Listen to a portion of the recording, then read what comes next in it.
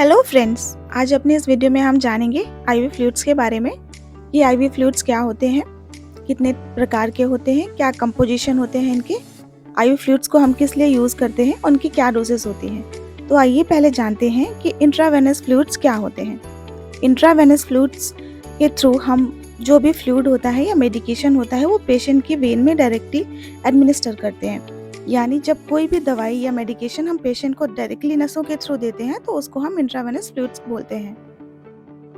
अब हम डिस्कस करेंगे कि आईवी फ्लूइड्स कितने टाइप के होते हैं। आईवी फ्लूइड्स वैसे तो बहुत टाइप के होते हैं, लेकिन मैंने यहाँ पर कॉमनली या ज़्यादातर प्रयोग होने वाले आईवी फ्लूइड्स के बारे में डिस्कस किया है। पहला होता है एनएस यानी नॉर्मल सलाइन, दूसरा आरएल यानी रिंगर लैक्टेट, तीसरा डीएनएस यानी डेक्सट्रोज नॉर्मल सलाइन। इसके बहुत अलग टाइप आते हैं, किसी में डेक्सट्रोज 5% होता है, किसी में 10% और किसी में 25%। चौथा होता है मैनिटोल्स। आइए अब जानते हैं हम पहले एनएस के बारे में कि एनएस की कंपोजिशन क्या होती है। एनएस में 0.9% NaCl होता है यानी सोडियम क्लोराइड होता है, और 0.9 ग्राम NaCl को 100 ml स्टेराइल वाटर में जब हम डिसॉल्व करते हैं तो वो एनएस तैयार होता है। आइए जानते हैं कि एनएस के क्या यूजेस होते हैं। हम एनएस को डिहाइड्रेशन में यूज़ करते हैं। जब भी डायरिया या वोमिटिंग की वजह से पानी की कमी होती है तो हम एनएस देते हैं पेशेंट को। जब भी ट्रॉमा या सर्जरी की वजह से ब्लड का लॉस हो जाता है या खून की कमी हो जाती है तब भी पेशेंट को एनएस देते हैं। कभी सोडियम का इम्बैलेंस होता है बॉडी में तो भी पेशेंट को ये दी जाती है। कभी चोट लगने पर घाव को धोने के लिए हम NaCl का यानी एनएस का यूज़ करते हैं, और कई बार ऐसे इंजेक्शंस आते हैं जो पाउडर फॉर्म में होते हैं, उनको डाइल्यूट करने के लिए भी हम एनएस का यूज़ करते हैं। आइए जानते हैं कि कितने डोज में पेशेंट को हम एनएस देते हैं। तो आप पेशेंट को 1.5 से 2 लीटर एनएस 24 आवर्स यानी एक दिन में दे सकते हैं, जिसका मतलब है 500 ml की 3 बोतल आप दिन में पेशेंट को दे सकते हैं। जानते हैं कि किस स्पीड में पेशेंट्स को एनएस दी जाती है। तो 500 ml की बोतल 1 आवर में पेशेंट को चढ़ाई जाती है। वो नॉर्मल पेशेंट होता है। अगर पेशेंट की कंडीशन ज़्यादा सीरियस है तो उसके अकॉर्डिंग डॉक्टर एनएस की स्पीड को कम या ज़्यादा भी कर सकते हैं। आप एनएस डायबिटिक पेशेंट को भी दे सकते हैं। डायबिटीज़ में भी एकदम सेफ होती है, इससे डायबिटिक पेशेंट को कोई भी प्रॉब्लम नहीं होती है। आइए जानते हैं अपने नेक्स्ट फ्लूइड के बारे में, आरएल, जिसको रिंगर लैक्टेट बोलते हैं। इसके कंपोजिशन में 5% लैक्टेट सोडियम होता है, पोटेशियम क्लोराइड होता है, मैग्नीशियम होता है, कैल्शियम क्लोराइड होता है। ये एक बैलेंस्ड इलेक्ट्रोलाइट होता है। तो जानते हैं कि इसके क्या यूजेस या क्या प्रयोग होते हैं। जब भी पेशेंट को बहुत ज़्यादा सीवियर डिहाइड्रेशन हो जाता है, जब भी पेशेंट की बॉडी में पानी की कमी बहुत अधिक मात्रा में हो जाती है तो पेशेंट को ये दिया जाता है। कभी पेशेंट का ट्रॉमा या सर्जरी की वजह से बहुत ज़्यादा खून की कमी हो जाए तो भी हम आरएल देते हैं। पेशेंट का बीपी डाउन हो जाने पर भी हम उसको आरएल देते हैं, जो कि हमारे ब्लड प्रेशर को इंक्रीज़ करता है। जब भी पेशेंट को बर्न की वजह से या शॉक लगने की वजह से कुछ प्रॉब्लम होती है तो भी डॉक्टर्स आरएल देते हैं। आपको कमज़ोरी में भी आरएल दी जाती है। और एसिडोसिस यानी जब भी आपकी बॉडी में एसिड का अमाउंट आपकी बॉडी फ्लूइड में ज़्यादा हो जाता है, उस कंडीशंस में भी डॉक्टर आपको आरएल देते हैं। आइए जानते हैं कि पेशेंट को एक दिन में आरएल की कितनी डोज दी जा सकती है।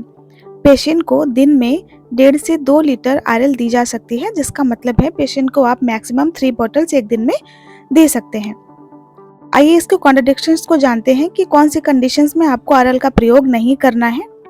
आप बहुत ज़्यादा डायबिटिक पेशेंट में इसका प्रयोग नहीं करें। जब भी पेशेंट को एल्कोलिसिस की प्रॉब्लम हो, मतलब कि पेशेंट के बॉडी में एसिड बेस का अमाउंट नॉर्मल नहीं हो, वो फ्लक्चुएट कर रहा हो, तो भी आप इसका प्रयोग ना करें। अगर पेशेंट को लैक्टेट इंटॉलरेंस है तो आरएल का प्रयोग ना करें। अगर पेशेंट का बीपी बढ़ा हुआ है तो भी आप आरएल का प्रयोग ना करें। आइए अब नेक्स्ट फ्लूइड के बारे में जानते हैं। डीएनएस यानी डेक्सट्रोज नॉर्मल सलाइन, जिसके कंपोजिशन में 5% ग्लूकोज होता है, 0.9% NaCl होता है। आइए जानते हैं कि कौन सी कंडीशंस में डीएनएस का प्रयोग लिया जाता है। तो हमारी बॉडी में इलेक्ट्रोलाइट के रिटेंशन को बनाए रखने के लिए डीएनएस का यूज़ लिया जाता है। जब भी हमारी बॉडी में कैलोरी की कमी हो जाती है, उसको बनाए रखने के लिए भी डीएनएस का यूज़ लिया जाता है। ब्लड प्रेशर को बढ़ाने के लिए डीएनएस का प्रयोग लिया जाता है। जब भी हमारी बॉडी में वीकनेस, थकान महसूस होती है पेशेंट को, तो डीएनएस का प्रयोग लिया जाता है। पोस्ट ऑपरेटिव मतलब कोई ऑपरेशन होने के बाद जब भी हमारी बॉडी में सोडियम का लेवल कम हो जाता है और मेनिंजाइटिस होने पर पेशेंट को डीएनएस दिया जाता है।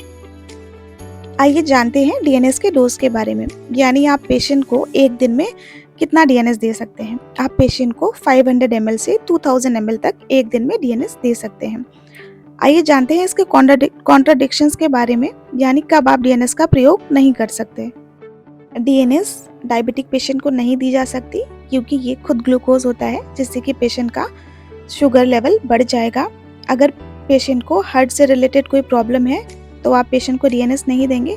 किडनी से रिलेटेड प्रॉब्लम है तो भी डीएनएस का प्रयोग नहीं किया जाएगा। लिवर से रिलेटेड कोई बीमारी है तो भी हम डीएनएस का प्रयोग नहीं करेंगे। आइए जानते हैं अपने नेक्स्ट फ्लूइड यानी मैनिटॉल के बारे में। मैनिटॉल बहुत सारे परसेंटेज के फॉर्म में आती है, जिसमें 5%, 10%, 15%, 20% एंड 25% आते हैं। ये 50 ml, 100 ml, 350 ml और 500 ml की बोतल में आती है। आइए जानते हैं कि मैनिटॉल का प्रयोग कब लिया जाता है। जब पेशेंट को एक्यूट कंजक्टिव ग्लूकोमा होता है, यानी आईज और ब्रेन्स को कनेक्ट करने वाली जो नसें होती हैं उनमें प्रेशर या दबाव पड़ता है, उसके लिए हम मैनिटॉल का यूज़ करते हैं। मैनिटॉल ऑस्मेटिक डायूरेटिक होती है जो कि हमारी बॉडी में यूरिन के प्रोडक्शन को बढ़ाती है। इसका प्रयोग स्ट्रोक या हेड इंजरी में करते हैं, जिससे कि ये हमारी आईज और ब्रेन का प्रेशर कम करती है, साथ में आईज का प्रेशर भी कम करती है। किसी पेशेंट की आँखों और हेड की सर्जरी के बाद, यानी सर और आँख का ऑपरेशन के बाद भी मैनिटॉल का प्रयोग लिया जाता है। बॉडी में ब्लड ट्रांसफ्यूजन के बाद हीमोलिटिक रिएक्शंस को ट्रीट करने के लिए भी इसका प्रयोग लिया जाता है। आइए जानते हैं कि आप पेशेंट को एक दिन में कितना डोज मैनिटॉल का दे सकते हैं। आप पेशेंट को 500 ml से लेकर 2000 ml तक एक दिन में मैनिटॉल दे सकते हैं। अब जानते हैं कि कौन सी ऐसी कॉन्ट्राडिक्शंस होती हैं, यानी कब आपको मैनिटॉल अपने पेशेंट को नहीं देना है। जब भी पेशेंट को यूरिन फॉर्मेशन ना हो बॉडी में, तब आप मैनिटॉल का प्रयोग नहीं करेंगे। जब भी लंग्स में पल्मोनरी एडिमा, यानी आपके फेफड़ों में जब भी पानी भर जाए, तब आपको पेशेंट को मैनिटॉल नहीं देनी है। अगर हार्ट से रिलेटेड पेशेंट को कोई समस्या है, हृदय से संबंधित कोई बीमारी है, तो भी आपको पेशेंट को मैनिटॉल नहीं देनी है। अगर ब्रेन ह्यूमरेज है, यानी पेशेंट के माइंड में अगर ब्लीडिंग हो रही है, तो उस कंडीशंस में भी आपको मैनिटॉल नहीं देनी है। तो ये था मेरा आज का वीडियो। ऑलमोस्ट मैंने इसमें सारे इंपॉर्टेंट चीज़ें कवर कर दी हैं। तो अगर आपको मेरा वीडियो पसंद आया हो तो मेरे वीडियो को लाइक, मेरे चैनल को सब्सक्राइब करें। स्वस्थ रहें, सुरक्षित रहें।